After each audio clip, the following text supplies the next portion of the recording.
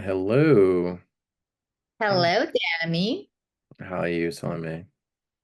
How are things? Been It, long time no see. it's been a while. It feels like you've been walking in a desert. It's been 10,000 years since you last saw civilization. So it's like you've been walking in a dune of sorts, right? Yeah, I've been walking forever. You've been walking forever and with no life in hope or no sign of life. But alas, we're No back. Sorry about the delay, guys. Hopefully. one rescue me.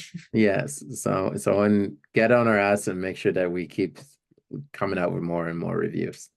So let's talk about the second part of Dune 2, which is by Denis Villeneuve. Um, so which is still the continuation with Charlie, no, sorry, with Zendaya, Timothy Chalamet, Rebecca Ferguson. So we're hoping that we're seeing the continuation of this of what we saw 3 years ago, which we also did a review on. Hopefully, you guys have seen that review already. So with this particular movie, again, a very long one. It's a very long one because it's based on the books trilogy, on a series of books. But for this particular movie, it's I think what a lot of people felt is that it is a much better version of the part one, and the story is more enhanced and much better because of the action, the nuances within seeing different the culture of the Freeman, the culture of of Austin Butler's Freed, and then also seeing diving a little bit deeper into the mentality of what it means to be Paul Atreides. So I thought it was a really class movie, and it's a shame it's the second of a trilogy. So the story is still yet to be concluded. What about you? What jumped out to you? Well, you know that I'm not so into science fiction movies, but I did really like the fight scenes. I Yeah. think that was pretty interesting. And also, I did really like the romance that was going on between them. Yes. And especially, I had a feeling that she accepted him the way he was without trying to change him. Hmm. So, yeah, I did really like the conversations of the characters and basically, like their beliefs about the world and how they were trying to operate and survive in a desert.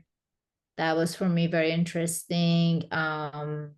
And I had a feeling that everything was making sense in this movie, even like the villain motivations, everything made sense to me. So it was quite interesting. Is it? Yeah. So I'm glad that hopefully this is making you more of a fan of sci-fi, but I think yeah, I totally 100% with you in terms of seeing the seeing the fight sequences, seeing Austin Butler in his transformation as uh as Fred Rafa. Sorry, I said it wrong earlier.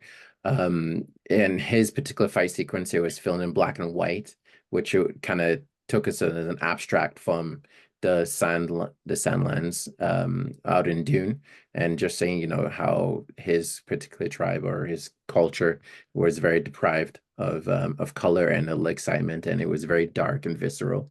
So that's what we saw there, and then definitely the final fight sequence between the Emperor's army and then, of course, the Freeman.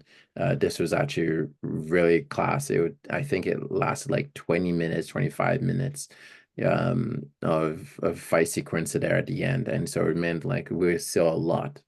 And I think for me, my favorite part was the poetry is being able to ride a dune worm, along the way. And this was like the first in your face feel that we had it. So at least for myself.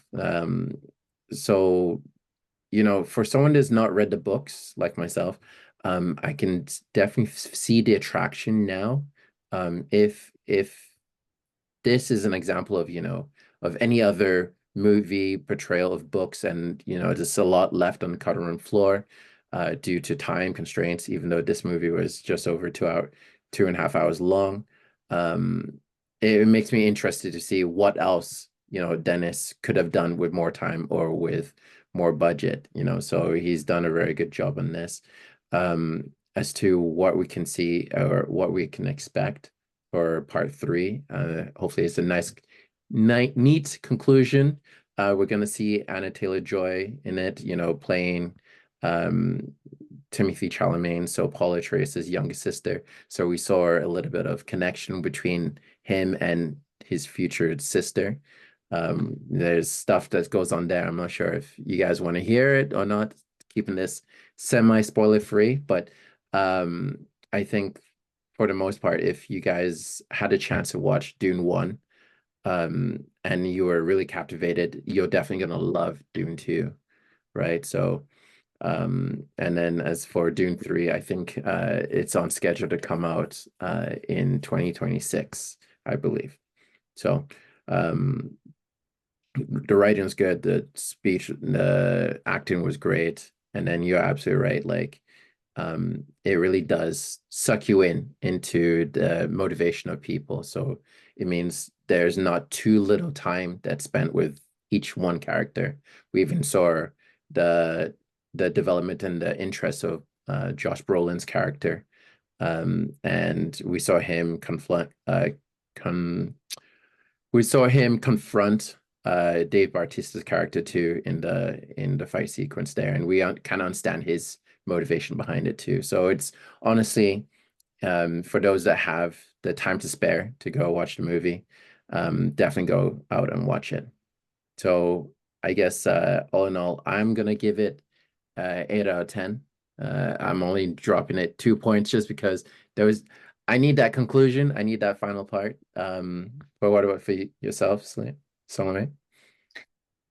You know me, so I'd say 5. 5. Oh, you hurt my feelings. All right, so you get overall, Salty Popcorn gave it a 6.5. IMBD gave it 8.5, and Rotten Tomatoes is whopping 92%. So I think a lot of people really enjoyed this Yeah, I know. cinematic experience that was delivered here. So for those that have still yet to watch it, go out, watch it, give us your views, what you didn't like, what you liked and what you didn't like. And yeah, And subscribe and share. perfect. All right. Thanks a lot, guys. We appreciate your time. Bye. Bye.